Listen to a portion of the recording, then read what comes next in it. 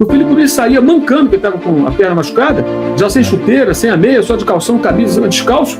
Ele saía meio que mancando, chegando na beira do campo e ficava orientando os jogadores, gritando com os colegas ali. E o Renato atônito ali, sem saber o que fazer naquele momento. Verdade. Isso aconteceu. Assim, eu acho o Renato, eu cobri o Flamengo e o Botafogo, o Renato jogando nesses clubes, tá? Eu acho o Renato um puta personagem divertido, um cara engraçado e tal. Não tenho nada contra, pelo contrário, entrevistei o Renato no tempo de jogador inúmeras vezes. Mas é isso, o Renato, ele virou um técnico dos anos 90 em 2025, 24, sabe? Com pouco conteúdo tático e ainda com essa coisa mais motivacional. Isso não cabe mais, gente. Eu acho que técnicos como ele, sinceramente, deveriam fazer o quê? Se cercar de uns 2, 3 caras muito bons de dar treino e planejar o jogo. Mas ele tinha, eu acho. Acho que ele tinha, né? Mais ou menos, né? Meio lenda esse negócio que o auxiliar dele era tal. Isso é meio lenda, né? Na época do Grêmio, eu tô falando, não agora. Meio lenda isso aí. O auxiliar dele é meio lenda. Estou falando dos caras pica mesmo. Cadê o bom? Os 2, 3 auxiliares bons. Um para planejar o jogo, um que sabe dar um bom treino, que sabe planejar um bom treino. Sabe, uma equipe fera e ele só gerenciar. Só gerenciar. Definir com os caras, conversar com os caras. Olha, é minha equipe aqui e tal, se reunir e gerenciar. Sim. Usar o que ele tem de bom, que é essa capacidade de agregar o jogador e tal, e trazer o conteúdo desses caras. Não é virar um vampiro, não. É até compartilhar, olha, a minha equipe aqui é eu, o João, o Manuel, o Pedro aqui, ó. Eu e esses caras aqui. Esse cara é o responsável por essa área, montei um time aqui, galera muito ponta firme, conhece, que você tem caras assim no mercado. Um cara que sabe dar treino, um cara que sabe. Porque assim, o que acontece? O cara tem todo o potencial para ser um puta técnico, mas ele não tem casca, não tem nome. O jogador, às vezes, não respeita tanto. Não digo todos, não. Tem os caras que são super profissionais que vão respeitar qualquer um que estiver lá. Mas tem uns que não são assim, né? Por que esse moleque aí? Por que esse cara aí? De onde que veio? Aquelas bobagens do chupou laranja com quem, essas coisas. Pô, o cara pode ser bom pra cacete, cara. E ninguém sabe quem é o cara. Mas se ele está na equipe de alguém grande, e o Renato tem tamanho, tem costas largas, é outro papo. Então, eu acho que os técnicos que vão ficando mais defasados, no sentido que eles não conseguem mais acompanhar essa evolução técnico-tática do futebol, deveriam se cercar de pessoas assim. 2, 3 auxiliares, e esses caras vão fazer esse trabalho, ele vai coordenar tudo. E aí usa toda a sua experiência, todo o seu traquejo para lidar com o jogador, e lógico, ele que vai escalar, ele que vai definir, e ele pode fazer isso com base nas informações que essa galera vai trazer para ele. E aí ele vai fazer um trabalho melhor. E não tem problema nenhum falar, olha, o seu trabalho é muito bom, o que houve com você? É que agora eu tenho uma equipe comigo aqui, os caras são fera. É isso. Porque, olha, eu me lembro de uma história, isso tem quase 10 anos. Um grande clube brasileiro fez um investimento grande na sua equipe de análise de desempenho. Então tinha uma turma boa lá. Analisar adversário, aquela coisa toda, esmiuçar. Cara, para quem não sabe, o analista de desempenho, ele faz um trabalho super minucioso. Por exemplo, o seu time vai jogar no final de semana contra a equipe X. O cara analisa todos os jogos. O cara vê, por exemplo, bola parada, ofensiva, defensiva, como se comporta, posicionamento, que tipo de marcação que faz, sobe marcação no campo do adversário ou não. Quando faz isso, de que maneira, a função de cada jogador, pontos fortes, pontos fracos. Os caras fazem assim uma tomografia computadorizada, uma ressonância magnética do adversário, assim, esmiuça tudo e entrega. Aí uns relatórios bem contundentes e tal. Um técnico famoso, hein? Bem famoso, ganhou títulos importantes, estava nesse clube, transformou, isso uma pessoa do clube falou, Mauro, porra, o clube investiu no equipamentos, investiu numa boa equipe de profissionais, esse cara assumiu o comando, sabe o que ele fez? Transformou a turma da análise de desempenho em meros editores de vídeos, meros videozinhos para mostrar para os jogadores. Por quê? Ele e o auxiliar dele não eram capazes, essa foi a conclusão que essa pessoa chegou e acho que faz todo sentido. Essa pessoa que trabalhava no clube na época, né? Eles não eram capazes de ler e entender os relatórios que eles preparavam, que tinham muita profundidade, tudo, mas não entendiam. Então pegaram e falaram, faz uns vídeos aí e tal, como é que joga, e mostrar para o jogador e tal. Há 10 anos, isso ainda chegou a funcionar em alguns momentos. O time teve bom desempenho com essa comissão técnica.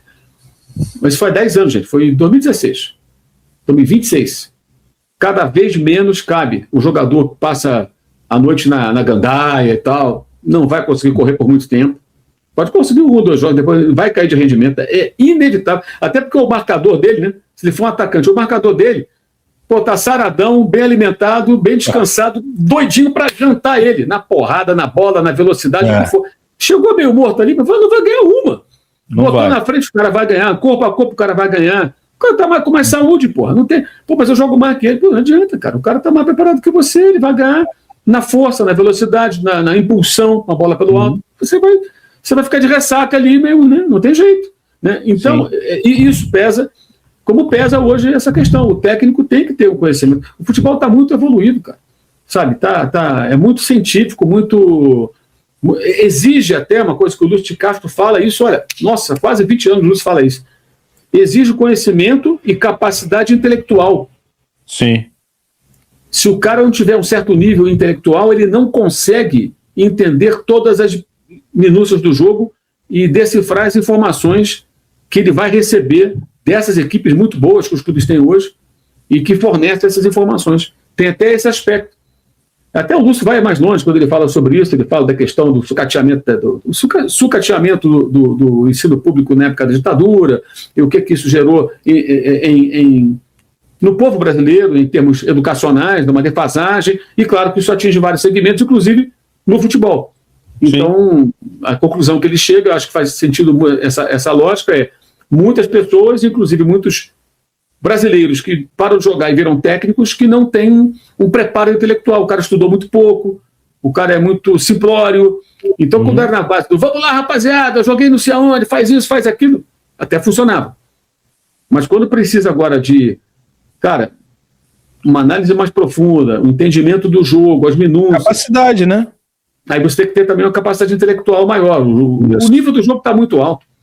E os jogadores estão assim. Essa turma do Flamengo toda era assim. Cara, você vê, pega uma entrevista do Felipe Luiz.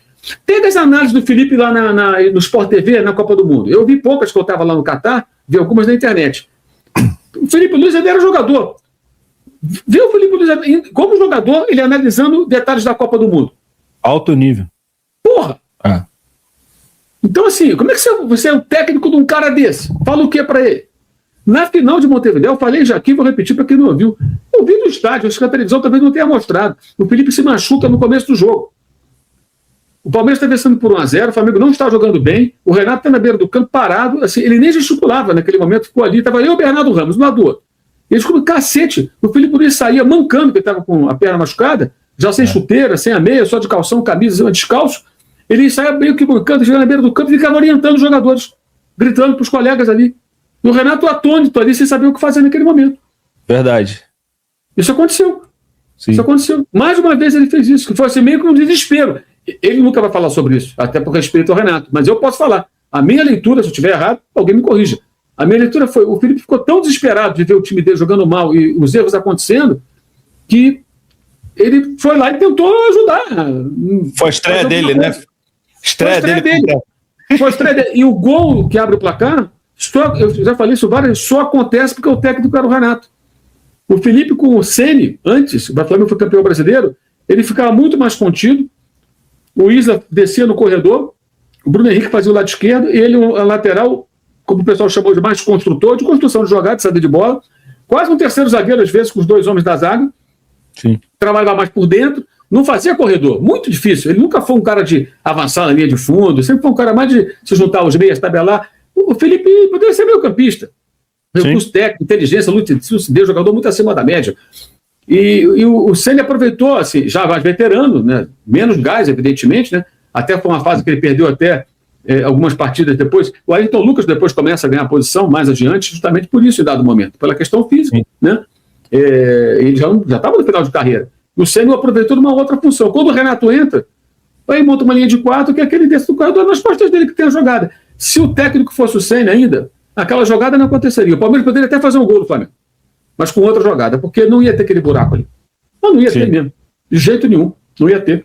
Então, eu acho o seguinte, o cara para treinar o Felipe Luiz quando ele era jogador, se o cara não tiver conteúdo, capacidade intelectual, vai chegar a falar, o que ele não vai falar, mas o que ele ia pensar? Pô, peraí, cara. O que esse cara vai me acrescentar aqui? Como é que ele vai orientar a gente? E o Felipe não é o único, não. Tem muitos outros jogadores assim, preparados, com nível de entendimento. Estou falando do Felipe porque ele hoje é técnico, né? Então acho que é um exemplo interessante. Mas já dava sinais da sua capacidade, seu entendimento do jogo lá atrás. Lá atrás.